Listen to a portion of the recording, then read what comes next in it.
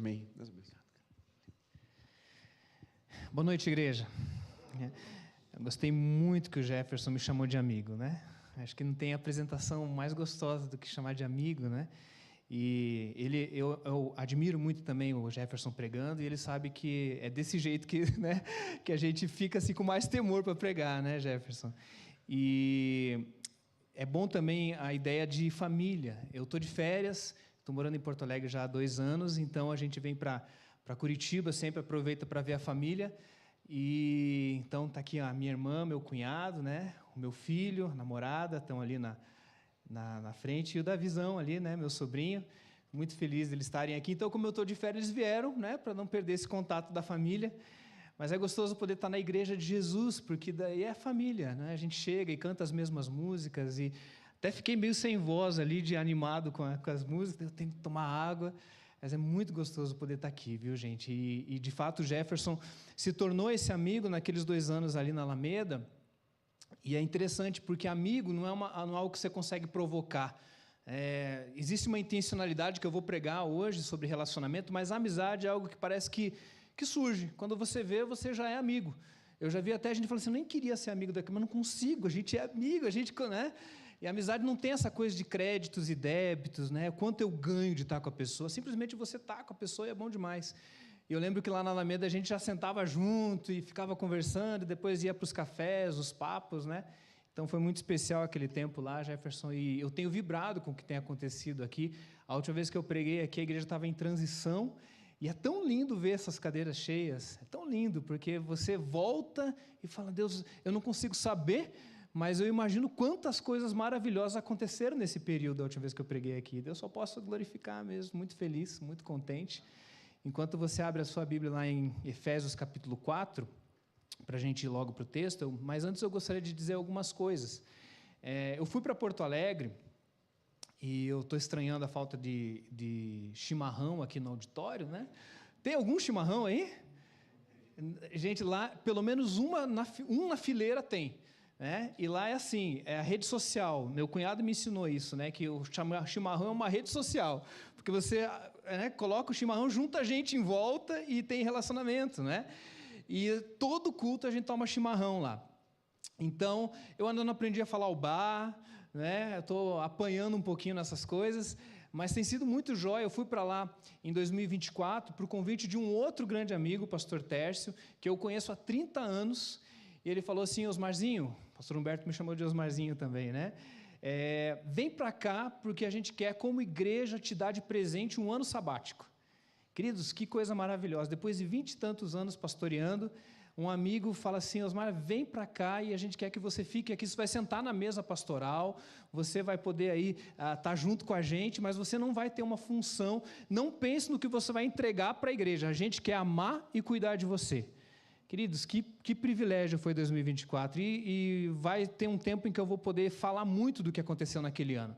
Mas há um ano atrás, o Tércio então me convidou para permanecer lá, então hoje eu faço parte da equipe pastoral da Igreja Batista Monte Serra, lá em Porto Alegre. Né? Deus tem feito grandes coisas, e eu quero começar com um pequeno testemunho sobre isso, para poder introduzir a palavra de hoje. Quando eu cheguei lá, cheguei em fevereiro do ano 2024, e vocês sabem o que aconteceu em abril de 24 em Porto Alegre, né? No Rio Grande do Sul, na verdade. Choveu de um jeito que eu nunca tinha visto. E quando começou a chuva, e choveu uma semana, não era só um volume grande de água, mas não parava de chover. E começou a ter uns alertas, né, de que a parte do esgoto ela não suporta tudo aquilo que viria de chuva e que estava previsto para vir mais. Então a gente tentou ir para a igreja para levantar os móveis, mas não deu tempo. A água ela não vinha de cima, ela vinha de baixo. Então teve um momento em que estavam lá os nossos vigias à noite, o pessoal da segurança, e eles começaram a escutar um barulho. E eram os vasos dos banheiros estourando, porque a água vinha por baixo, e em coisa de meia hora subiu coisa de 1 metro. E ele perdeu o carro, não deu tempo de tirar o carro. Foi esse o desespero daquela madrugada de sexta para sábado, que quando iniciou toda aquela enchente. E a igreja ficou 60 dias sem a gente poder entrar, ficou 1,60 m. Né? O primeiro piso a gente perdeu todo, quase 2 milhões para poder reformar, a gente perdeu. Mas o piso de cima, onde era o salão de cultos, não perdeu. E foi uma experiência de ficar 60 dias se reinventando enquanto igreja. Você sabe, você imagina, a igreja parou ou não parou? A resposta é bastante óbvia, né? Porque uma igreja que é viva, ela independe do prédio. E é gostoso quando a gente perde o prédio, porque a gente é exercitado nisso e a gente descobre que a gente pode muito mais do que a gente imaginava.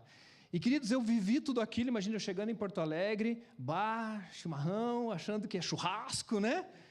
Pessoal, fecha o prédio e começa um crossfit, meu amigo, porque é cesta básica para cima e para baixo, e vocês aqui de Curitiba mandando caminhão, e 6 toneladas, 8... Às vezes a gente chegava 8 horas nos celeiros, né, na hora de ir embora, chegava um caminhão de Curitiba, eu falava, obrigado, senhor, esse caminhão. E dera 4 horas para tirar tudo aquilo do caminhão, e vocês sabem que vocês têm um pastor fortão, né? Um cara que eu me inspirei, eu falei assim, agora eu vou... E ali começou o negócio de fazer exercício, gente, porque a gente se descobriu como igreja. E deixa eu contar uma coisa linda para vocês. Em 2022, o Tércio, ele já está lá há mais de 25 anos, mas ele estava orando por algo novo de Deus. A igreja tinha seus 2.000 membros, uma boa igreja para Porto Alegre, é uma mega igreja em Porto Alegre, a maior igreja batista em Porto Alegre.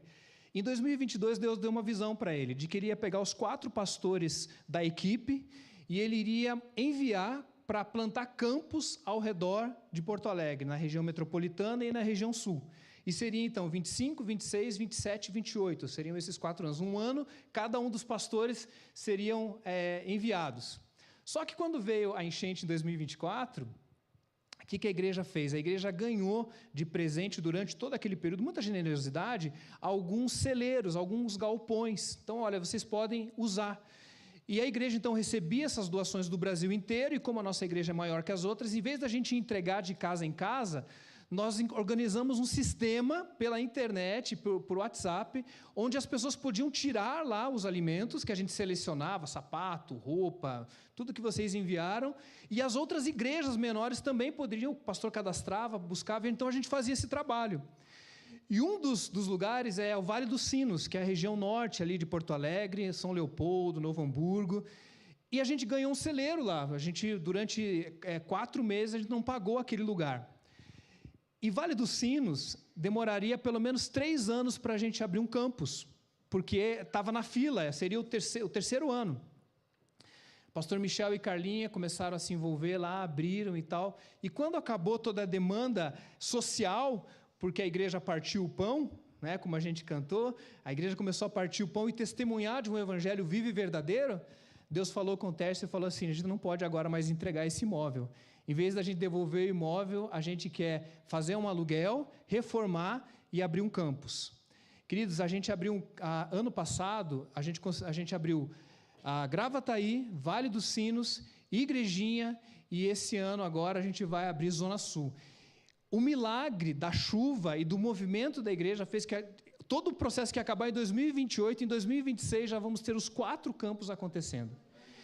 Eu trago isso, irmãos, porque quando a gente fala do que a igreja pode viver e do que vocês já estão vivendo nesse tempo, desde a última vez que eu estive aqui, antes eu não posso falar, né? É um movimento do que Deus está fazendo, e eu vejo que às vezes Deus escolhe o final da fila.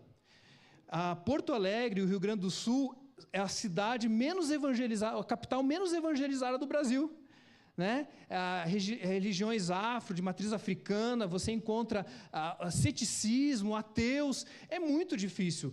Hoje, a Monte Serra, no ano da enchente, nós batizamos 600 pessoas num ano só, da enchente, com a igreja fechada 60 dias. Sabe aquela coisa que você fala assim, é Deus, não é uma estratégia, porque a estratégia era outra. Mas parece que Deus está soprando algo no Brasil, e parece que Ele disse assim, eu vou começar pelo final da fila, porque se eu fizer em Porto Alegre, eu posso fazer em Curitiba. Pode ou não pode, queridos? Né? Eu não vou dizer que aqui é mais fácil, porque os desafios são diferentes. Pronto, né? Já viveu isso, né? Já viu lá como é. E o gaúcho, e eu vou falar hoje sobre relacionamento, sobre unidade, e o gaúcho ele tem uma coisa muito interessante. Sabe que o gaúcho é bairrista, né? O pessoal fala que o gaúcho ele não se acha, ele tem certeza. E isso é uma coisa que o gaúcho gosta. Eu falei assim, vou fazer essa piada lá, o pessoal não vai gostar. Não, eles gostam. Eu falei, isso mesmo, né? A gente tem certeza. E é diferente, porque o curitibano a gente é muito crítico, não é não? A gente não acha Curitiba grande coisa, a gente critica muito Curitiba, o clima, não sei o quê. A gente acha que todo fora daqui é pior do que aqui. Essa é a nossa ideia, né? A gente não acha que aqui a gente critica. Lá não. Lá eles não acham os outros lugares ruins. Eles só acham que lá é melhor, né? É um pouquinho diferente, mas é um bairrismo que eu acho até bonito, porque eles têm muito orgulho. Tem uma praça chamada Farroupilha, e eles têm lá, teve a guerra, né, dos farrapos, aquela coisa que a gente estuda. Eles perderam aquela guerra, gente. E eles comemoram todo ano, né? E a guerra, porque a gente lutou, né? Então, o povo gaúcho é muito apaixonante. Contudo, quando você apresenta algo novo ou mudança de religião, por exemplo, para eles é um paradigma tremendo, que o curitibano já não tem tanto, né? Então, o meu desejo é que vocês possam entender que a enchente não parou a igreja. O Coliseu não parou a igreja, a perseguição não parou a igreja, nada pode parar a igreja. E a gente às vezes fala da porta do inferno que não vai... A porta do inferno vai me atacar. Não, a porta não é algo de ataque, ela está parada, a porta do inferno. Ela não resiste à igreja que está avançando, que está motivada, dizendo, nós vamos fazer algo maravilhoso pelo poder e pela direção de Deus. E o meu desejo, quando eu estou trazendo essa mensagem hoje, queridos, é a gente entender que os nossos impedimentos enquanto igreja para vivermos tudo o que a gente tem estão muito mais internos do que externos. A gente não tem medo do diabo, eu não tenho medo do diabo. Ele está debaixo dos nossos pés, amém, gente? Ele está debaixo, né? Não é isso. Mas existem alguns temores que eu tenho quanto a olhar para dentro da igreja, que isso sim pode impedir uma igreja de prosperar. Eu gostaria de falar de algumas coisas nesse sentido. Efésios capítulo 4, o tema da mensagem, geralmente eu sou muito, eu tenho dificuldade de colocar nome em mensagem. Às vezes nem tem nome, eu falo, coloca Jesus aí e a gente vai falar bem de Jesus, mal do diabo, e é isso mesmo.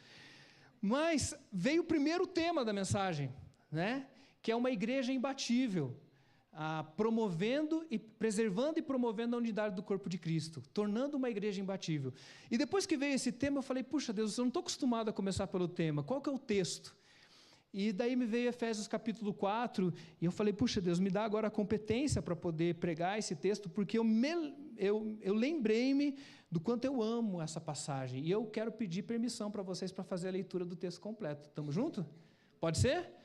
Eu digo sempre isso, se você lê o texto todo e a mensagem não é boa, pelo menos salvou a leitura do texto, né? Então a gente vai fazer a leitura, tá bom? Efésios capítulo 4, a partir do verso 1. Portanto, eu, prisioneiro do Senhor, eu quem, gente? Paulo, tá? Peço que vivam de maneira digna da vocação que vocês foram chamados. Qual a vocação que nós fomos chamados? Evangelizar o bairro do Uberaba, e arredores, e Curitiba, e o sul do país, e até os confins da terra. Essa é a vocação. Vivam de acordo com esse texto está falando de avanço, de uma igreja que Paulo havia fundado e que ele mandava carta para pastorear à distância, né? Não tinha WhatsApp, então era na cartinha mesmo, né? Mas o texto continua falando com toda humildade e mansidão. Opa, peraí, tem algo de crescimento aqui, mas tem algo do coração, do jeito de nós nos comportarmos, com longanimidade, suportando uns aos outros em amor e fazendo tudo para preservar a unidade do Espírito no vínculo da paz. Há somente um corpo e um só Espírito, como também é uma só a esperança para a qual vocês foram chamados. Há um só Senhor, uma só fé, um só batismo, um só Deus e Pai de todos, o qual é sobre todos, age por meio de todos e está em todos. Amém, queridos? Olha, Jesus quer ser tudo em todos, tudo para todos, não tem ninguém que Deus não quer alcançar. Todos, pensa em todos, pensa naquela caso mais difícil, na pessoa que você tem dificuldade de alcançar. Todos, tudo em todos. E a graça foi concedida a cada um de nós, segundo a medida do dom de Cristo. Por isso diz, quando aquele que subiu às alturas levou o cativo o cativeiro e concedeu os dons aos homens. Ora, o que dizer que ele subiu, senão também que ele havia descido às regiões inferiores da terra? Aquele que desceu é também o mesmo que subiu acima de todos os céus, para encher todas as... Olha só, que é tudo, né, gente? É tudo em todos, encher, é a glória, desde Gênesis, encham a terra da minha glória, multipliquem-se, e Ele mesmo concedeu uns para apóstolos, outros para profetas, evangelistas, outros para pastores, mestres, com vistas a aperfeiçoamento dos santos para o desempenho do seu serviço, a saber, para a edificação do corpo de Cristo, até que todos cheguemos à unidade da fé, Parece que tem uma preocupação no coração de Paulo. Parece que ele está falando sobre um avanço, sobre uma igreja que faz diferença, que é relevante, que cresce, que batiza, que ganha pessoas para Jesus, não apenas transferência de membros, que é uma bênção, amém, queridos? Transferência de membros é uma bênção, não tenho preconceito nenhum. Mas começa a visionar gente que não conhece Jesus, fala assim, esse cara nunca vai se converter. É todos, tudo em todos, para todos.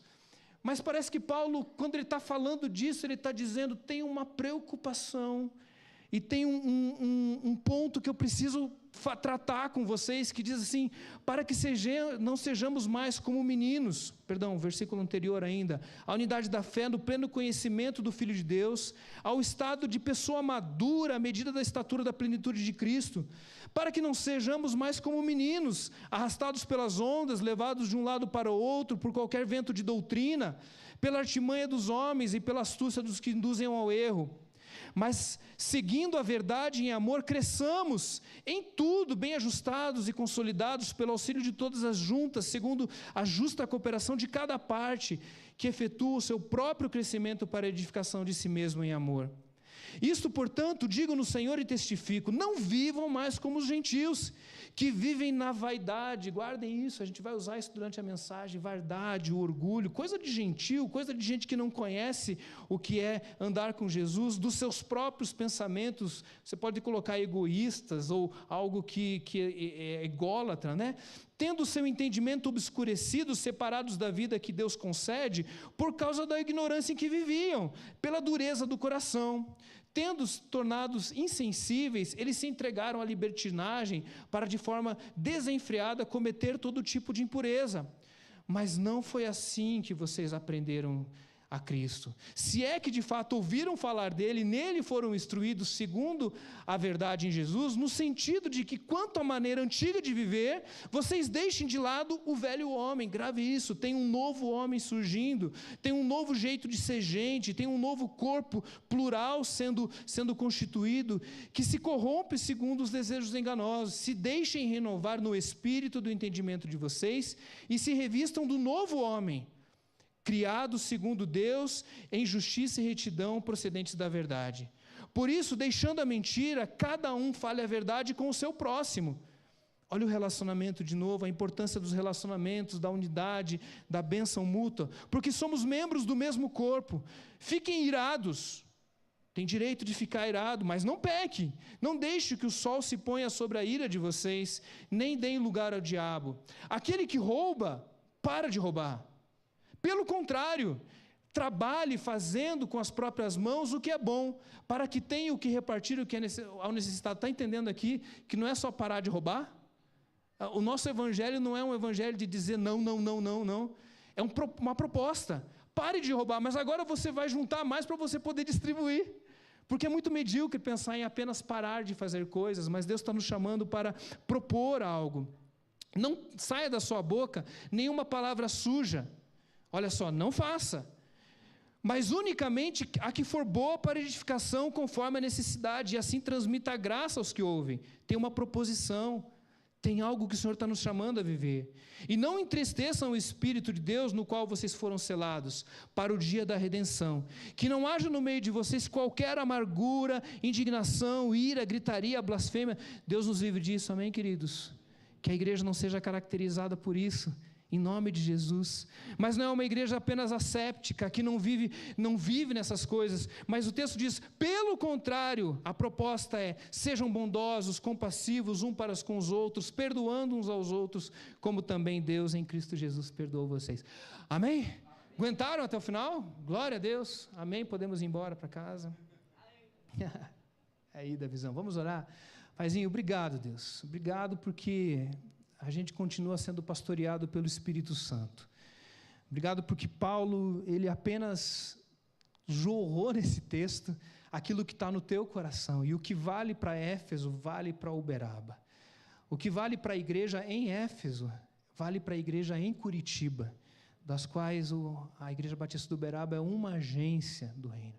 Então, Deus, que a Tua verdade, que já foi lida, que já foi colocada diante dos nossos olhos, agora ela encontre um espaço, que ela seja eficaz, que ela produza em nós transformação, arrependimento mas também proposta de vida, Deus. Faz assim para a Tua glória, em nome de Jesus.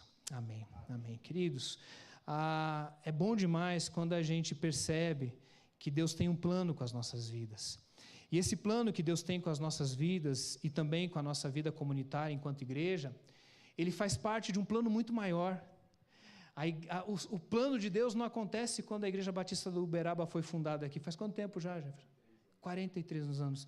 Deus tem um plano para esse lugar desde a eternidade, desde que o mundo foi formado. Quando Ele vira para Adão e fala, cresçam e multipliquem-se, Ele estava pensando já em tudo em 2026. Então Deus ele não chegou com uma igreja. Deus ele já está movendo e sonhando com isso. Desde do Gênesis ele se movia sobre a face das águas. Deus está se movendo. Mas dentro desse plano maravilhoso e contínuo de Deus, existe um kairós que é destinado a um grupo chamado igreja. E a gente precisa entender que a gente é conectado nisso. E quando a gente pensa nesse chamado, Paulo ele está animado porque essa é uma das igrejas que ele amava demais. Se você for ver lá em Atos, a maneira como ele foi se despedir, né, ele não foi nem lá em Éfeso, porque se ele fosse em Éfeso ele não conseguia nem ir embora. Então ele marcou numa cidade do lado para despedir dos presbíteros de Éfeso. Ele amava demais essa igreja, choraram. Foi Atos capítulo 24, se não me engano, né? 20, versículo 24 que ele fala, né? Nem tem 24 capítulos em Atos, né? Atos 20, que ele despede lá. Então era uma igreja de muito amor, e ele sabia que estavam crescendo. Em 3 anos ele instituiu presbíteros, em 3 anos eles viveram um avivamento. Era isso, só que ele estava viajando agora, ele estava longe, começa a escrever cartas. E Paulo ele tem um jeito de fazer as cartas dele. Os primeiros capítulos são teológicos, ele faz um checklist, né? Romanos, que é profundo na salvação pela fé, né? E pela graça. Mas Gálatas é menorzinho, mas é mais ou menos a mesma coisa, né? Ele sempre começa com teologia. Romanos, ele vai lá no capítulo 12 e fala, portanto, quer dizer, a partir de tudo que vocês ouviram até o capítulo 11, bastante teologia pesada, rogo-vos, pois, irmãos, que pela renovação da vossa mente. Então ele começa a ser pastoral na segunda parte. E Efésios é a mesma coisa, começa com portanto. E parece que o Paulo, tendo em mente todo esse movimento que estava acontecendo de avivamento da igreja do primeiro século, ele vai exatamente onde precisa. E eu não sei se é algo característico de Éfeso, ou Decápolis, ou daquela região, ou se é algo que toda a igreja convive. Eu fico com essa segunda opinião. Toda a igreja convive com uma armadilha da falta da unidade.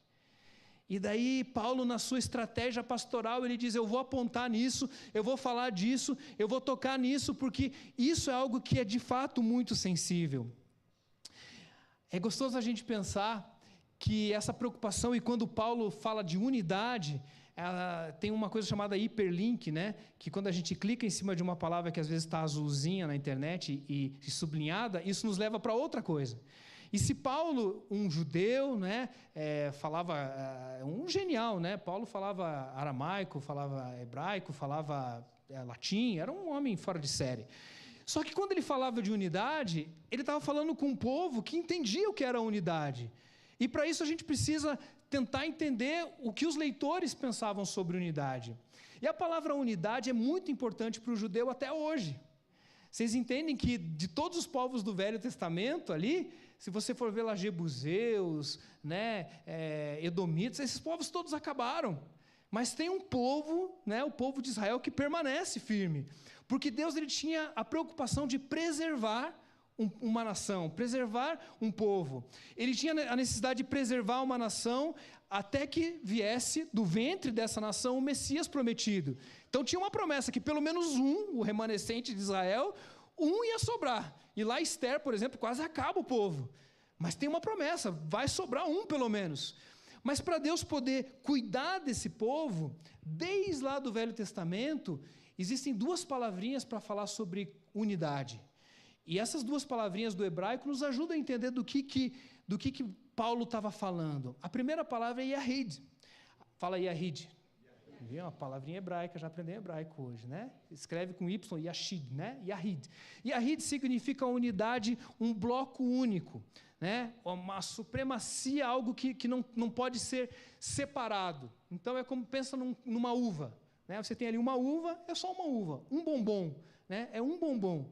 Então, quando Deus ele se apresenta no Velho Testamento como único, várias vezes a palavra é Yahid, porque existe apenas um Deus, né? Então, lembra que naquela época também não existia ateísmo praticamente. A discussão não era se tinha ou não Deus. A pergunta era qual era o mais forte. Por isso que quando Abraão chega dizendo assim, a discussão não é essa, a discussão é, só existe um, os outros são falsos deuses. Por quê? Porque Deus é Yahid, é um só Deus único, não tem comparação. Mas no hebraico existe uma outra palavra para único, que é Ehad. Como é que é? Ehad, as duas palavras em hebraico aí já, né? E palavras importantes, se escreve Echad, né? E o Ehad também é único, também é unidade, mas é uma unidade composta.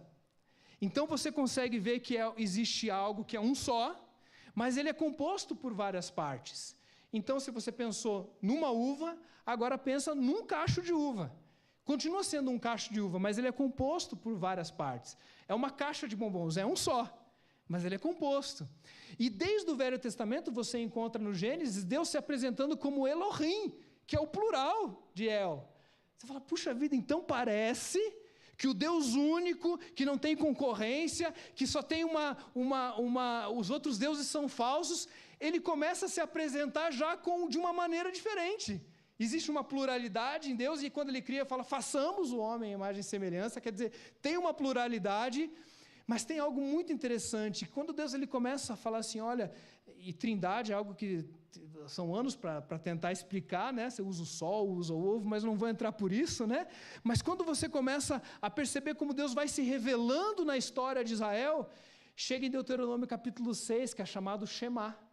E o Shema significa ouve, ó Deus de Israel. E sabe o que significa isso? O Shema é aquilo que deveria ser escrito nas portas, nos umbrais, que você deveria repetir com as crianças. Então, Shema é ouça, ó Deus, ó Israel. Só o Senhor é Deus, Ele é o único Deus. Sabe qual que é a palavrinha que está ali no único Deus? Errad. Errad, gente, que é dizendo assim, olha, o Deus único, Ele começa a se apresentar para nós com uma diversidade. Por que eu estou falando disso tudo? Porque você consegue entender que Deus estava preocupado na unidade do povo. E por isso o povo ele era unido, ele se encontrava em pelo menos quatro situações. No sábado, então a lei do sábado, então eles estavam sempre juntos no sábado. Eles estavam no templo, e antes do templo no tabernáculo. Eles estavam na Torá, né? Eles tinham a mesma Torá, a mesma lei, os livros da lei. E eles tinham o sacerdote, eles tinham as pessoas sagradas, eles tinham as quatro coisas. Então, desde que ele é formado, desde Abraão, e depois especialmente com Moisés, quando vem a lei, e vem então os códigos morais, e os códigos de Levíticos, depois repetido em Deuteronômio, a preocupação é Ehid. A preocupação é uma unidade não muito disforme, não muito plural, é mais, vamos ficar parecido? As roupas, o jeito de falar, então muita repetição, né? Repete, porque existia uma necessidade de uniformidade. Estão junto comigo aqui? Estão entendendo isso? Mas o Deus que é Yahid também é Errad. E ele já no Velho Testamento, você já encontra um Deus que quer ser pai de todas as nações. Proselitismo não é coisa do Novo Testamento, é do Velho já. Mas isso ele vai amadurecendo. Quando chega em Jesus, olha que coisa doida. Os judeus que começram a se converter ali, eles queriam Jesus só para ele. Que negócio é esse de Jesus ir pregar para Ciro Fenícia? Deus é nosso. Deus não é lá dos Sírio Fenícios. Deus não é de Samaria. Não pode, porque vai contaminar. E Jesus, então, ele encontra com a mulher samaritana e quebra a questão do lugar, em todos os lugares. E daí, em vez de curar só no sábado, ou não poder curar no sábado, ele cura no sábado, porque agora não tem mais sábado. Agora o sábado, o nosso descanso é o Senhor, amém, queridos? O dia do Senhor não é mais domingo, agora é todo dia. Então já caiu o dia, já caiu, agora não tem mais pessoas mais importantes, porque nós somos funcionalmente, o texto vai falar que somos funcionais diferentes, mas não existe mais homem, nem mulher, nem grego, nem gentil, todos nós somos iguais perante a Deus, então não tem mais essa coisa do sacerdote que vai oferecer o sacrifício, agora é no coração, e ele vai quebrando isso. E o Deus que é Yahid, que está preso naquelas coisas, começa a dizer, errado, existe uma pluralidade. Só que quando a gente abre essas coisas e diz assim, não tem mais uniforme, eu lembro que quando eu comecei no seminário, a primeira vez que eu fui pregar, gravata, né? Então, eu tinha 26, 27 anos e eu não ia de gravata. E eu lembro uma vez que eu esqueci a gravata, fui pregar numa outra igreja. E daí o pastor veio trazer para mim a gravata. E esse uniforme sempre deu aquela ideia da gente preservar a nossa unidade pela vestimenta, pelo evangeliquez, pelas músicas. E eu vejo uma pureza naquela época, onde a gente se preocupava com essas coisas. Era o dia do Senhor, não sei se vocês cresceram com essa ideia de dia do Senhor. Né? Não podia nem jogar bola. Né? Se jogasse, ia machucar, porque a mão do Senhor pesa. Tinha medo do dia do Senhor, é a roupa de domingo. E daí a gente foi descobrindo que a gente não precisa dessas coisas, mas isso era uma coisa que nos unia. A Bíblia debaixo do braço. E a gente vai descobrindo que a gente, se for para esse lado, a gente volta para o Yahid, que é apenas um lado de Deus importante. Mas a pluralidade, que é importante em Atos capítulo 2 e capítulo 4, e Jesus ele vem para dizer agora, gente, agora eu vou destruir esse templo aqui, que vocês lutaram tanto em Ageu, como a gente estava falando, né? Da glória do segundo templo, eu vou destruir e agora o templo agora sou eu. Eu vou construir um novo templo, que é o corpo, o próprio corpo, que é a igreja. Então, eu estou dando essa introdução porque eu queria que vocês entendessem quando o povo falou de unidade, quando a igreja de Éfeso leu sobre isso, eles tinham que entender que existe uma necessidade de se preservar a unidade na diversidade. No texto, Paulo está nos convidando a entender que, apesar dessa diversidade que eles estavam vivendo, e agora o evangelho estava chegando aos gentios, e chegando em lugares que nem se falava o hebraico, o aramaico, né? Mas o texto fala um só corpo, um só espírito, uma só fé, um só batismo, uma só esperança, um só Senhor. Mas logo em seguida que ele diz que tem todas essas coisas de uma coisa só, ele diz que existem ligaduras, existem junções, quer dizer, tem uma diversidade. O corpo é diverso. O corpo ele não é uma coisa única, ele tem diferenças. Eu uso óculos já desde muito novo. Daí eu fiz uma operação, não precisei usar óculos durante 2 anos. Daí chegou a idade. Daí a idade tive que comprar um óculos de novo. Agora estou usando óculos. E o óculos, ele é seguro pelo nariz. E o nariz não precisa de óculos, concorda? Quem precisa dos óculos são os olhos. Mas se o nariz cansar e não quiser mais trabalhar pelos óculos, e eu for andar, a primeira coisa que eu vou bater aqui vai ser o nariz. Porque é uma unidade. Existe uma unidade. E a diversidade, quando existem ligaduras e junções, por isso quando você olha para uma igreja que é única, amém, gente? Nós somos um. Amém. Somos um. Só que você começa a olhar e fala assim, gente, é muito diferente. Nós somos muito diferentes. Eu torço para o Paraná Clube, pessoal. E por que vocês estão rindo? Nós existimos, sexta-feira estaremos lá, né? E tem atleticano, o que deu o Atlético hoje? Perdeu? Vai ser Londrina e Operário na final? Estou torcendo mesmo aí, né?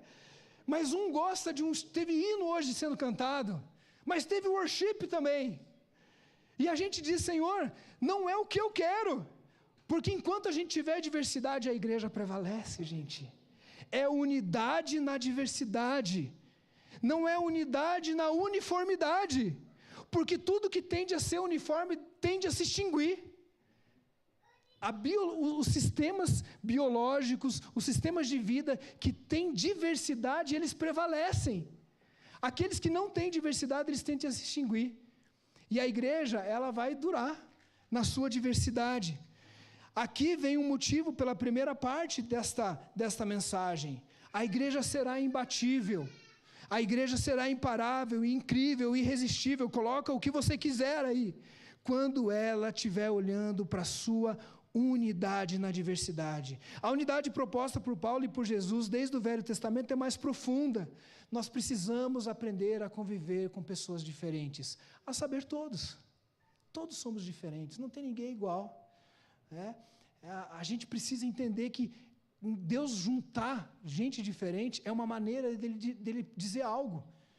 E eu queria ser bem prático aqui, entrar nos pontos, logo da mensagem. eu queria ser prático, mas sempre voltando para esse contexto mais profundo, porque eu não queria ficar dando dicas, entendeu? De como manter a unidade. Eu queria sondar o coração, é uma mensagem que vai falar de checar o coração. Mas o texto fala, cuidado com o que você fala. É uma preocupação de Paulo. Ele vai falar, olha, a palavra que você vai usar, não fica usando palavras que vão trazer separação, divergência. Então o texto, ele vai trabalhar as duas coisas, preserva a unidade, cuidado com o que você fala, cuidado com a sua língua. Tiago, ele vai dizer que a pessoa mais sábia, a pessoa mais importante é aquele que controla a língua.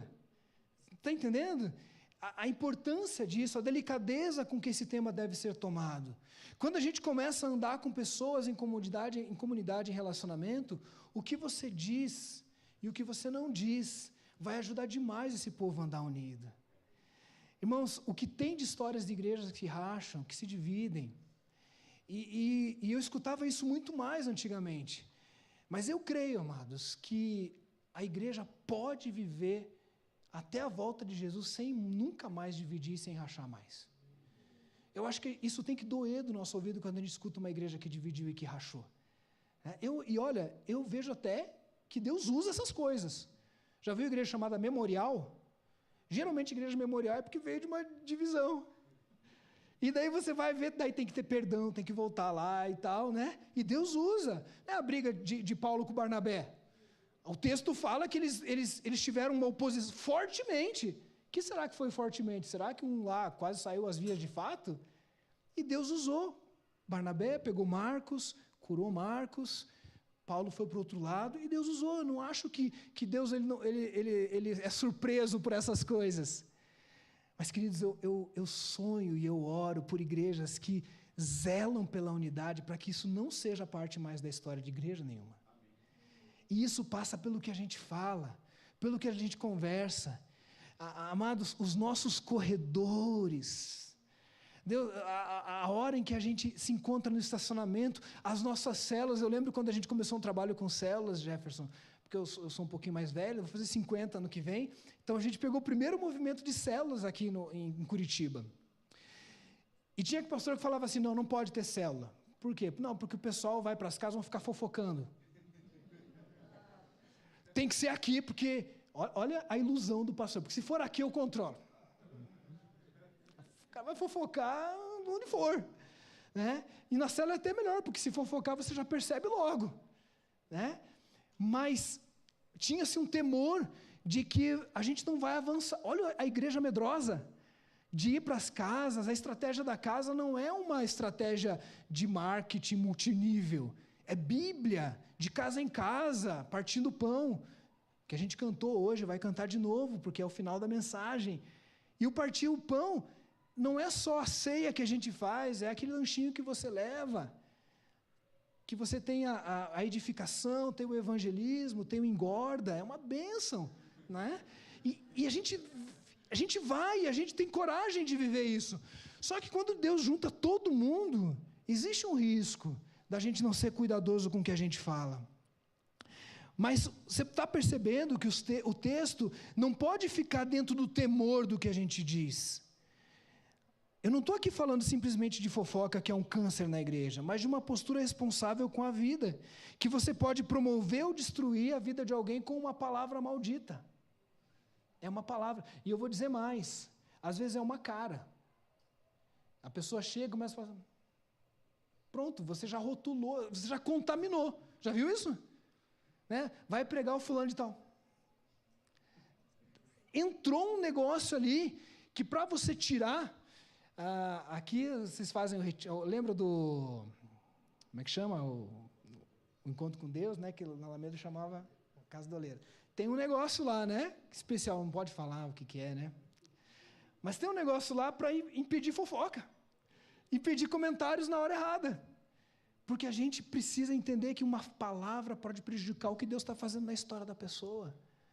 Você já viu gente que gosta de comentar culto? Se o culto foi bom, se o culto foi ruim, vai para o carro dizendo aquela mensagem. Porque blá, blá, blá. E não é um comentário, né, de vibrando, olha, então, foi meio longo, né? Aquela piada e tal. E a gente vai focando, e a gente vai destruindo o que Deus está fazendo na vida do irmão. E às vezes a pessoa está ali toda emocionada, porque Deus falou comigo. Eu falei, realmente, acho que não foi tão bom mesmo. E a gente destrói. E a nossa língua, as expressões não verbais. Mas o texto fala de você promover, então não é você não falar. Usa a língua para abençoar. Só vai existir unidade verdadeira quando a gente começar a falar e usar a nossa boca para abençoar. Amém. Você já imaginou contar uma fofoca do bem? Chega para alguém e fala assim, vocês não sabem do que estão falando de você. Essa pessoa vai largar tudo que ela está fazendo e ela vai... O que estão falando de mim? Estão falando que você prega muito. Né? Fala para o pastor, prega. Estão falando que você é cheiroso. Estão falando que você é uma pessoa que todo mundo gosta. Já imaginou de você fazer fofoca reversa? Porque não é só você parar de falar mal do teu irmão, é você começar a usar a tua boca para abençoar. É começar a dizer assim, Deus, eu vou encontrar com pessoas, e o que eu vou dizer para elas, aonde a gente vai ter um encontro com Cristo, e ela vai ser edificada pela minha palavra. Eu não estou dizendo que todo encontro nosso você tem que abrir a Bíblia, porque tem horas que você tem que falar de amenidades, falar de futebol, falar, né? Mas quando é que você usa a tua boca para você dizer assim, olha, eu tenho uma palavra de Deus para você, eu estava orando aqui, eu quero compartilhar minha devocional. Eu quando eu venho para Curitiba, eu fico tomando café na casa lá do meu cunhado, eu sempre fico lá, né? E a gente senta na mesa, né, Felipe, hoje foi assim, né? Às vezes entra um assunto polêmico também, né? Mas sempre me compartilha a devocional dele, o que Deus está falando com ele.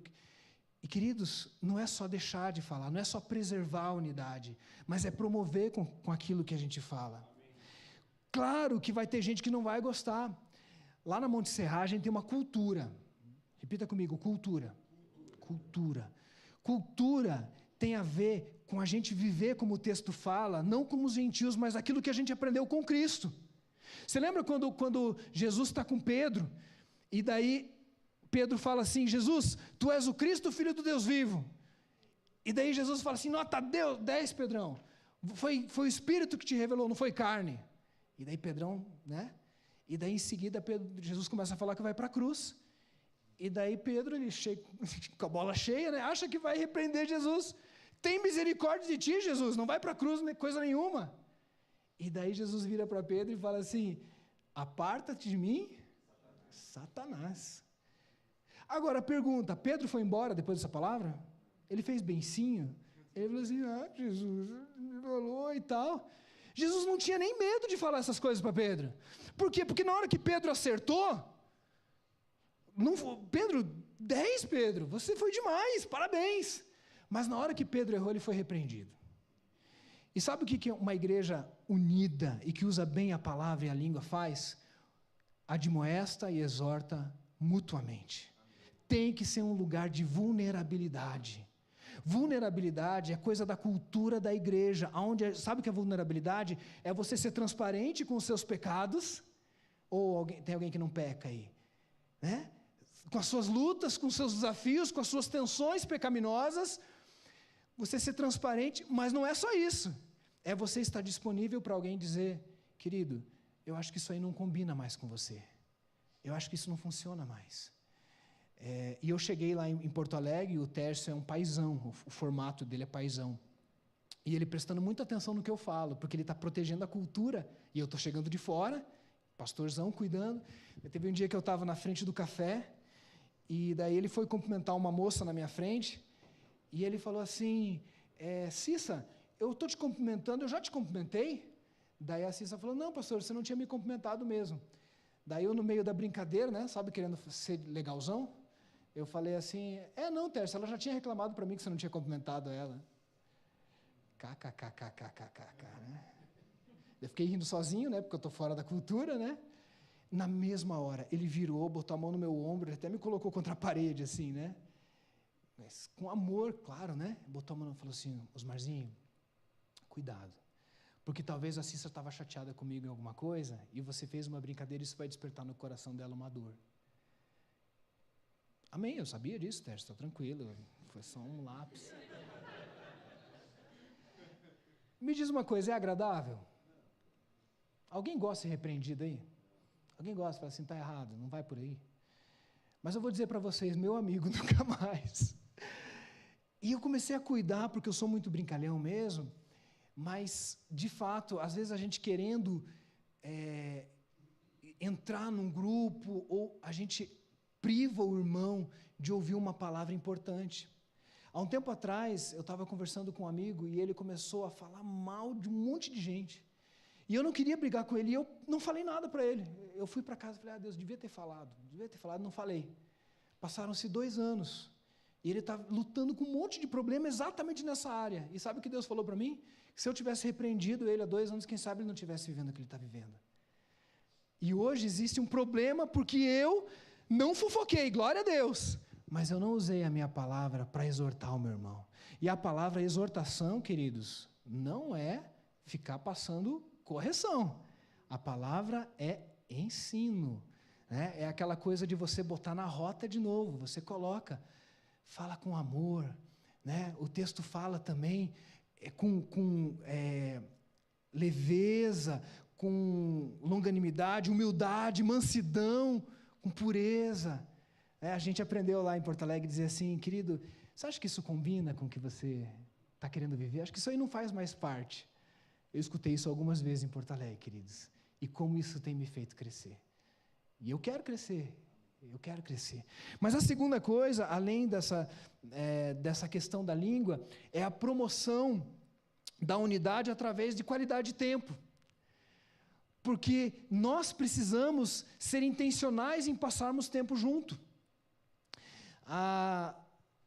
É muito bom a gente estar junto, mas você já percebeu que tem uma coisa chamada, a gente discutiu ontem também, sobre bateria social.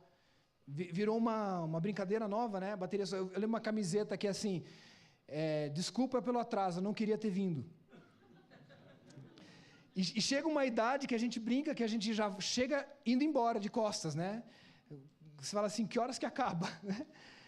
Então, e às vezes a gente vai vivendo essas coisas, e a gente vai perdendo, e Hebreus fala, não deixem de congregar. E congregar, gente, deixa eu ser bem batistão aqui, pastor antigo, né? É vir para a igreja. Ou como eu aprendi em Porto Alegre, para o prédio da igreja. E é um detalhezinho importante, porque não existe mais agora o prédio, amém, gente? Esse prédio é funcional. E olha, bota um ar-condicionado, porque eu estou vendo que realmente no verão aqui deve ser muito difícil. Ar-condicionado, cadeira boa, tudo isso é funcional, é uma bênção, tem que ser o melhor. Mas a igreja que se congrega, ela se congrega na segunda-feira na casa das pessoas, no café, num clube, nas férias, sai de férias. A igreja está lá, está junto. E essa intencionalidade de estarmos juntos, é importante que a gente pense que a fé cristã, ela não pode ser solitária. Ela é comunitária desde o Velho Testamento. Por isso o ensino do Velho Testamento progressivo nos leva a gente continuar vivendo isso. Estarmos juntos de verdade é um desafio cada dia mais presente. Nenhuma geração leu tanto, mas nenhuma geração é tão ignorante. Você sabia que nenhuma geração humana leu tanto? Porque na época de Jesus pouquíssima gente lia. Na Idade Média ainda pouquíssima gente lia, só os ricos liam. Agora todo mundo lê. Você passa o dia inteiro lendo, sim ou não? Reels, TikTok, está lá, está escrito, você está lendo, funcionalmente você está lendo.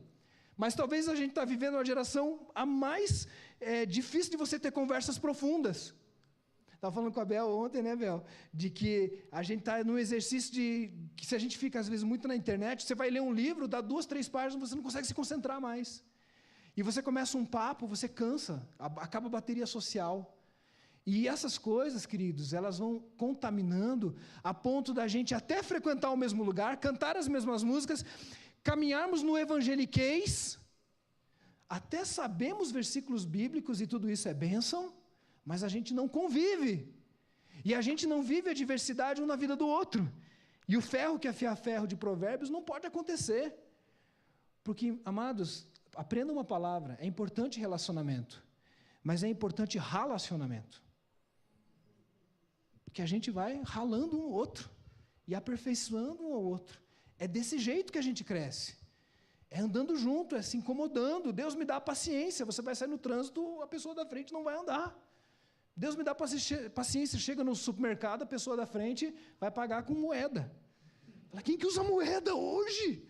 Ou Pix, né? Porque daí tem que dar o QR Code, cai a internet. Você fala, bem hoje, Senhor, obrigado. É relacionamento. Então, a intenção é dizer assim, cuidado para você não se isolar. Eu confesso que esses 2 anos em Porto Alegre tem sido um desafio para mim. Porque eu só tinha o Tércio de amigo, né? O Tércio e a Martinha. Agora eu tenho vários relacionamentos. Mas 2 anos é muito pouco para você ter amigo. Então, hoje eu sento com o Jefferson, a gente tem assunto. Fomos ali na oração, ver o jardim de oração. Se deixasse, a gente matava o culto, ficava conversando. Né? Vamos nos encontrar essa semana para botar o papo em dia. Mas tem sido uma luta para mim em Porto Alegre. Por quê? Porque você tem que ter tempo. Não tem jeito de você crescer e de você viver em qualidade sem tempo. E eu pedi a Deus que me ajudasse a não usar esse meu contexto como muleta. Para dizer, está tão difícil, eu vou ficar aqui lendo. Quem que são os meus amigos agora? C.S. Lewis. Quem é o Tim Keller? O meu amigão Tim Keller. É legal, né? Paulo, Pedro, Jesus é meu amigo. Não, queridos. A primeira vez que Deus diz que algo não está bom nesse universo é quando Ele diz que Adão está sozinho. E é interessante, porque Deus se encontrava com Adão todo dia. E mesmo assim, o diagnóstico de Deus para Adão é: você está sozinho, Adão. Porque pessoas precisam de Deus, amém? Mas pessoas precisam de pessoas, amém? Se você liga uma pessoa de madrugada, semana retrasada faleceu o Gaspar lá em Porto Alegre, e a gente entrou na escala pastoral para dormir lá com o Gaspar, câncer. E eu liguei e falei assim: irmã, tem que levar cobertor, tem que levar alguma coisa? Ele falou: não, pastor, é uma cadeira que tem lá só. E daí eu sentei ali do lado dele, para passar tempo com ele, e a minha pergunta aí foi: Deus, o que o Senhor me trouxe aqui para passar tempo com essa pessoa? E eu falando assim: Deus, qual que é a muleta que eu estava usando para não passar tempo? E de repente Deus me coloca num serviço para conversar com um homem que uma semana depois Deus levou ele. E ele animado, né? Dizendo assim: se Deus me levar para a glória. Eu tive um momento de Deus ali. Só que a coisa mais importante é que Deus disse assim: olha, você quer realmente vencer e não andar nessa solidão? Em vez de esperar um abraço, ninguém me abraça, ninguém me liga, comece você a ligar. Comece você a se importar. Você já percebeu que quando você dá um abraço, você automaticamente ganha um abraço? É um abraço que vira 2, é uma coisa linda. E às vezes na igreja fala assim: abraça, cumprimenta. Você fala assim: sério, curitibano? Não. Mas às vezes vai ser o único abraço que essa pessoa vai ganhar na semana. Ela vem para a igreja para ganhar aquele abraço. E você está podendo fazer isso. Na prática, não deixe de estar próximo para você poder curar pessoas. Ao invés de se reclamar de que não se importam com você, comece a ver as necessidades dos outros. A minha filha, ela tem a linguagem de amor chamada qualidade de tempo. Minha filha, ela gosta de entrar no carro e ligar a música e ficarmos cantando junto. E a minha linguagem de amor é palavra de afirmação. Então eu gosto quando me elogiam. Obrigado, né? Aí quando me criticam, imagina, minha área de luta, estou sendo vulnerável, amém, gente? Não é importante para mim ser vulnerável? Vocês já estão autorizados que se virem alguma coisa na minha vida e falar assim: pastor, isso aí, né, não é bom. E daí a minha filha tem qualidade de tempo. E eu moro há 2 anos longe da minha filha. Moro a 12 horas dela. E já falei para os meus filhos, né, se precisar de alguma coisa, em 12 horas eu estou aqui. E já fiz isso algumas vezes, né, Luca, de entrar no ônibus e vir para cá para conversar com eles. Eles não me dão problema, graças a Deus. Mas a minha filha, desde dezembro, eu comecei a sentir um distanciamentozinho dela. Foi aniversário dela, no começo de dezembro, eu não pude vir, né? Mandei lá, enchi de palavras de afirmação. Só que para ela não chega no coração dela, tem que ser qualidade de tempo. Quando foi no começo de janeiro, eu falei com um pastor amigo meu, o Valdo falou assim: Osmar, você vai ter que ir lá. Você vai ter que estar lá junto com a Laura. Isso foi numa quarta-feira, liguei para o Tércio, falei: Tércio, me libera. Ele: claro. Sábado de manhã eu estava aqui. Né? Ela não pôde me receber no sábado, mas passamos o sábado todos juntos, né, Luca? E no domingo, ela foi pela primeira vez equipar na Palavra da Vida. E quem que estava aqui? O pai. Eu nem lembrava disso. Me emprestaram o carro, né? Olha só, Deus movendo. Né? Meu cunhado me emprestou o carro, eu fui, carro chicão lá, bonitão, né? Peguei ela, ela entrou no carro, ela que escolheu o carro, que era o carro de vocês, entrou no carro, E eu levei a minha filha lá no Palavra da Vida, ficamos 2 horas, choramos, rimos, colocamos as músicas que ela gosta, as músicas que eu gosto, e daí a gente voltou para casa, ela me enchendo de palavra de afirmação. E daí eu dei a qualidade de tempo e eu recebi palavra de afirmação. Essa semana, na quarta-feira, vai ser a primeira aula dela na faculdade. Primeiro dia de aula na faculdade. E quem que está aqui? Deus é perfeito, porque Ele quer a unidade da família, amém, gente? E Ele está movendo isso, Ele vai proporcionar essas coisas, desde que você se disponha. É impressionante, pessoal, você sai e fala assim, eu não imagino o que vai acontecer, de repente é um churrasco que você é convidado, e alguém que abre o coração, e você diz, Deus, tudo porque eu não fiquei em casa.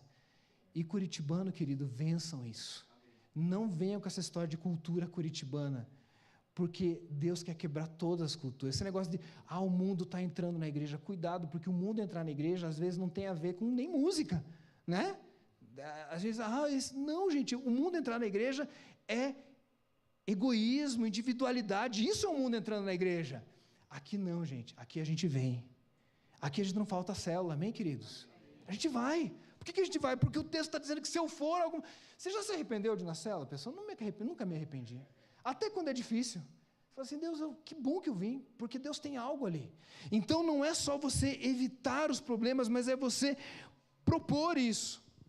Não deixe de ir, não saia rápido, fique esse bichinho aqui, né? Coloca no outro cômodo, coloca no modo avião, olha nos olhos das pessoas, escute.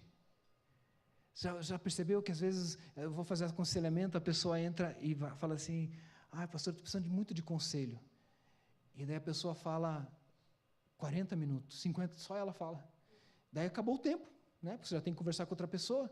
Daí você diz assim, querido, deixa eu só orar por você, por causa do pastor. Daí você ora, a pessoa fala assim, puxa, pastor, é tão bom falar com você. Você tem palavras sábias, você não falou nada, você só ouviu e orou. E aconselhamento é difícil. Você fala assim, o que eu vou falar para essa pessoa? Que versículo que eu vou usar? Como se as pessoas fossem máquinas. Você já ouviu falar, queridos, desculpa se eu vou escandalizar com o que eu vou dizer a você, mas você já ouviu falar que a Bíblia é um manual de instrução de vida? Como é que é? Manual de fé e prática. Como, na minha época era videocassete. Você já recebeu um videocassete? Para você usar, você precisa do manual. Né? Já ouviu isso? Então, a Bíblia é um manual. Peraí, mas as pessoas não são videocassete, gente. Nem máquina de lavar que você conserta com versículo bíblico. Tá bom? Como é que as pessoas são edificadas segundo o texto? Vida na vida.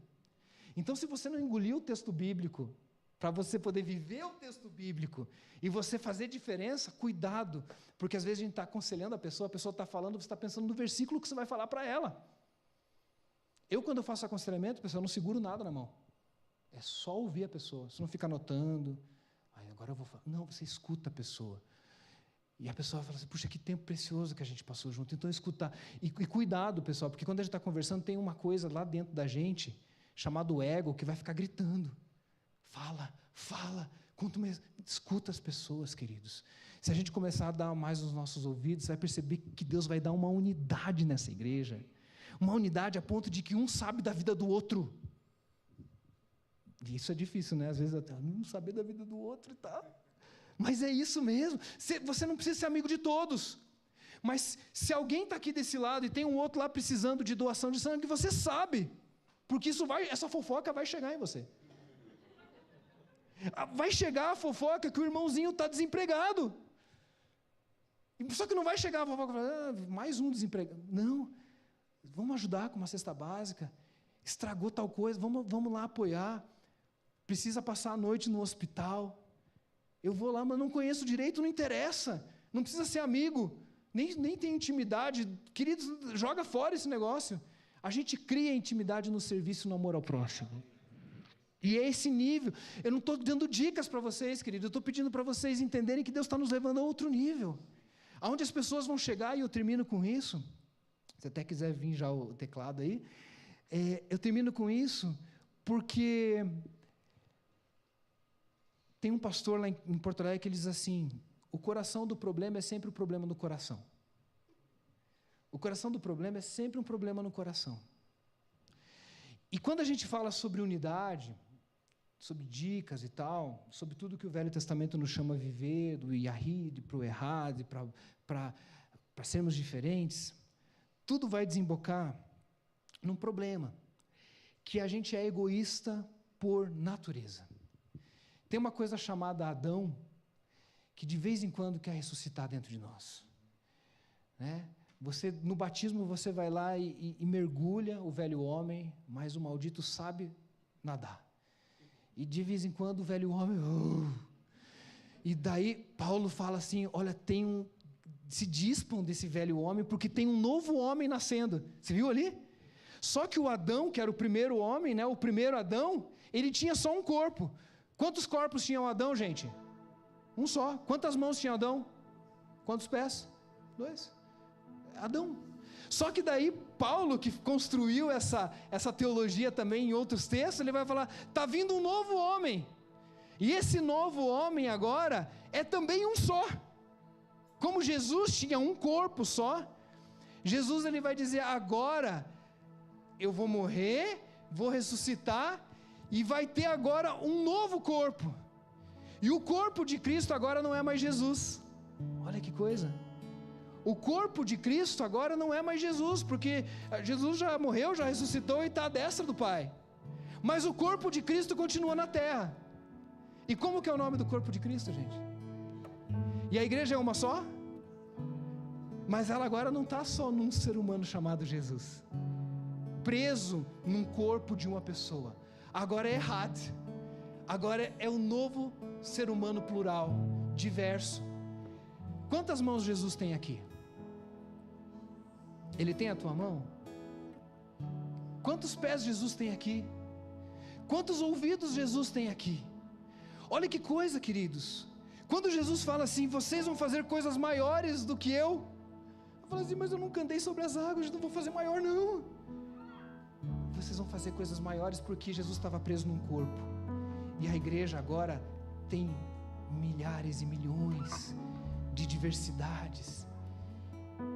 E tem gente que canta diferente de você, que fala diferente de você. Estava conversando com o pastor Jefferson dos sonhos que tem para essa igreja, de ganhar o Uberaba. Né? Eu morei no Uberaba muito tempo, tenho um apartamento vendendo aqui, se alguém quiser comprar, no Uberaba.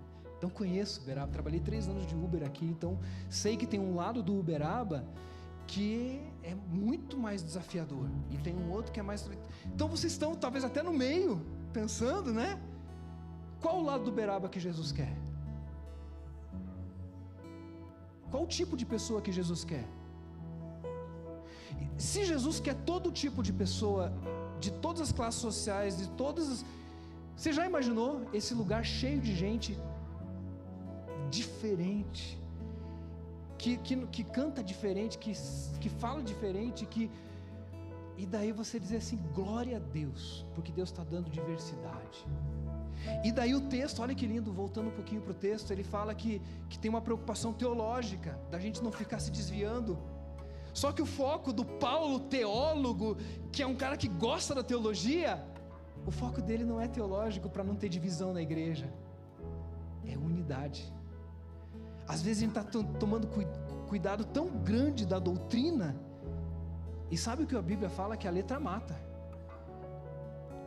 E quando um púlpito, e eu conheço o pastor dessa igreja, tem uma pregação bíblica e a Bíblia a gente tem segurança de que tem uma palavra, um só Deus, um só batismo, a palavra está sendo pregada, mas cuidado para a gente não usar as coisas que nos colocam juntos para bater no nosso irmão, e para dizer assim, olha, sério que você, queridos, Deus está trazendo gente diferente, e vai trazer, você está preparado para isso? Porque Deus não está nos chamando apenas para vivermos na mediocridade de não fazermos, mas quando as pessoas chegam aqui, elas têm que ter um encontro com a pessoa de Jesus. E isso é tão sério, amados, que a gente foi ministrado hoje, a gente vai cantar essa música, que as pessoas andavam do lado de Jesus e não reconheciam a sua presença. Quando Jesus cura a mulher com fluxo de sangue, ele fala assim, poder saiu de mim, virtude saiu de mim, alguém me tocou. Daí os discípulos, claro, todo mundo te tocou, está na multidão. Não, alguém me tocou de maneira diferente. Porque na multidão tem gente seguindo a Jesus, mas na multidão tem gente seguindo a multidão. Tem gente que vai estar num ambiente desse aqui e não vai encontrar Jesus. E sabe de quem que é a responsabilidade? É de todos e cada um de nós, todos. E você sabia que quando a gente vive em desunião, sem unidade, a gente conta uma mentira sobre Jesus? E as pessoas chegam num lugar que falam assim, quanta dificuldade relacional, quando isso, a gente está dizendo para o mundo que Jesus é de um jeito que ele não é. E o que a gente cantou, e eu mudei o último ponto aqui justamente pelo que vocês cantaram, é que quando a gente reparte o pão, Jesus aparece. Não foi assim no texto? Estão andando, os discípulos não reconhecem, ele está falando, né, vai queimando o coração, mas quando Jesus parte o pão, parece que cai. Queridos, Deus está chamando vocês para partir o pão, de casa em casa, de mesa em mesa, e vocês vão partir esse pão, e quando vocês partirem o pão, sabe o que vai acontecer? Jesus vai aparecer, queridos, e você vai falar assim, Jesus, era tudo que precisava. E daí você vai perceber que Jesus vai mudar as coisas de lugar. Faça esse teste essa semana. Vá falar com pessoas, seja intencional para conversar com alguém. Eu vou dizer mais, você tem falado de alguém indevidamente? Não só pare de falar, mas vá pedir perdão, porque o texto fala, vai lá, peça perdão, reconheça. E mais, comece a falar bem dessa pessoa. Não precisa mentir, tá?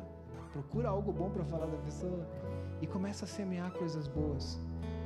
Meus amados, eu não sei quanto tempo o Jefferson vai demorar para me convidar de novo, mas quando ele me convidar de novo, quem sabe eu vou ver aqui o dobro de gente aqui, 3 vezes mais. Porque, irmãos, se aconteceu em Porto Alegre, no Rio Grande do Sul, irmãos, vocês não têm ideia do que a gente fala de avivamento na nossa igreja. E não é slogan, porque tem slogan, né? Não é slogan, é a gente crer que Deus está fazendo algo lá em Porto Alegre. Vai ter Descende em Porto Alegre. O pessoal está falando de fechar o Beira Rio, de fechar o... E gente, é uma maluquice isso acontecer. E quando chega gente de outra igreja lá, e eu aprendi isso com o Tércio, a pessoa só vai ficar na igreja depois que ela voltar lá e acertar as contas com a outra igreja. Porque a gente aqui preserva e promove. Sabe como é que Porto Alegre vai ser alcançada? Não vai ser com a Monte Serra, não vai ser com a Lagoinha, não vai ser com a igreja Brasa Church que tem lá, vai ser com a igreja de Jesus. Então a gente tem que preservar a unidade, não só aqui, mas nas igrejas ao lado. A pessoa chegou aqui, como é que tá, como é que é? Venha, mas cuidado. Queria que você ficasse de pé agora, a gente vai orar. E eu queria que você checasse o teu coração. Fecha os teus olhos aí, checa teu coração.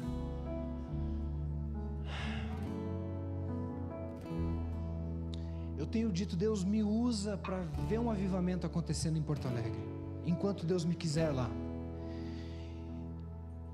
E esse texto me veio muito claro, dizendo assim, Osmar, você tem um dom que é cuidar de ovelhas e é cuidar para dentro. Eu sou ruim de falar de Jesus para Uber, viu, gente? Muito difícil para mim.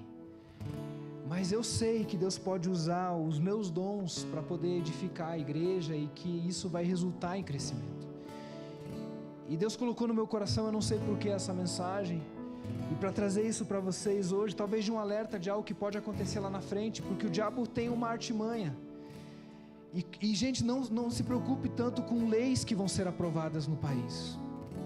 Às vezes a gente se preocupa tanto com o Congresso. E meus irmãos, a igreja nunca cresceu tanto quanto quando houve perseguição. Então se vier perseguição, pode vir. Se vier, o que vier pode vir. Mas vamos ser gentis e delicados com relação à nossa postura de vida. Eu quero agora que você cheque o teu coração. Como é que está lá na sua casa? Como você tem usado a tua língua? Como você tem usado? Como você tem falado? Tá, você é uma pessoa que não fofoca, glória a Deus. Mas você é uma pessoa não verbal. Você é uma pessoa que não abençoa com palavras. Talvez seja porque você é vazio e você precisa mais da palavra de Deus no seu coração para você ter o que falar. Talvez você é alguém que precisa vencer o celular. Talvez você é alguém que vai ter que vencer esse desejo tão grande de ficar sozinho, de bateria social. Meus irmãos, os nossos encontros são sagrados.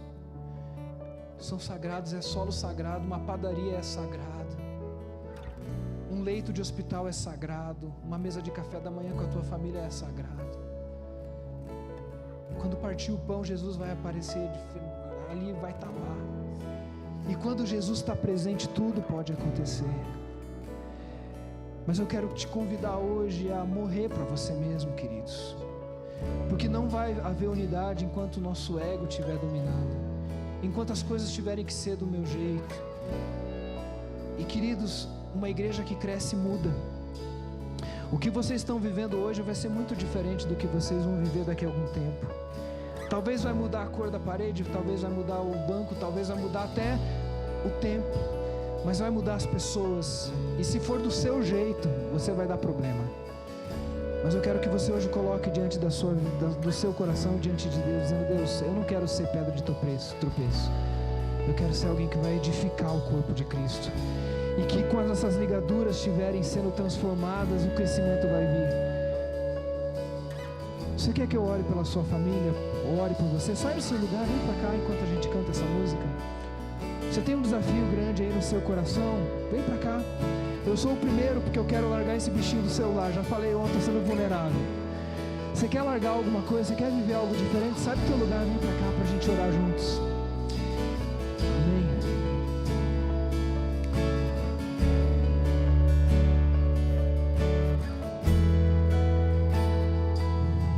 Talvez tenha alguém que você precise perdoar. Talvez tenha alguém que você vai precisar procurar e mandar uma mensagem, dizer: vamos tomar um café essa semana, porque tem algo mal ajustado na nossa história. E nós somos a igreja de Jesus e nós não queremos contar uma mentira sobre Jesus para o mundo. Nós não queremos ser pedra de tropeço, nós não queremos viver uma espiritualidade solitária. Deus, o Senhor está nos chamando, Pai, para algo muito profundo, Deus, que vai muito além, Deus, muito além de uniformidade, muito além de ficar cantando as mesmas músicas e repetindo os mesmos versículos. O Senhor está nos chamando para viver uma igreja que ela é imbatível, é irresistível, e as portas do inferno não vão prevalecer, porque nós estamos andando juntos, Deus. E o que nos une agora não são mais ritos e rituais, o que nos une agora não é mais a Torá, o que nos une agora não é mais um prédio, mas o que nos une agora é Cristo Jesus, que é tudo em todos. O Senhor é tudo para nós, Senhor. E no nosso coração, Deus, que seja menos eu e mais Jesus. Que eu comece a morrer para mim mesmo, Deus. Talvez vai ser difícil procurar o meu irmão e dizer assim: olha, começa comigo. Mas eu tomo a minha cruz, eu morro para o meu ego e eu digo: me perdoa. E não dói mais morrer. Não dói mais morrer porque eu já estou morto, então não pode doer mais. Eu estou crucificado com Cristo. Não vivo mais eu, é Cristo que vive em mim. O meu ego morreu. Então Deus vai fazendo os ajustes, ó Deus. Talvez famílias que precisem disso, Deus. Talvez gente que vai ter que começar a viajar para estar perto de pessoas, abrir mão de trabalho, diminuir o trabalho, não levar trabalho para casa, não sei, Deus. Mas Deus vai mudando, vai dando camadas mais profundas. E Pai, que as estratégias dessa igreja para promover a unidade sejam mais do que estratégias, Deus. Sejam, ó Deus, um mover do avivamento nesse lugar, Deus. Pai, muda essa igreja, Deus. Muda, Deus. É bênção, já é bênção, Deus, mas o Senhor quer trazer mais pessoas. E o Senhor vai dar outras coisas, ó Deus. Que assim seja, Pai. Deus, nos dá coragem de partir o pão, para a gente ver a Tua presença nas nossas vidas. Muito obrigado pela Tua palavra. E continua falando em nosso coração. Em nome de Jesus. Amém e amém. Deus abençoe, irmãos.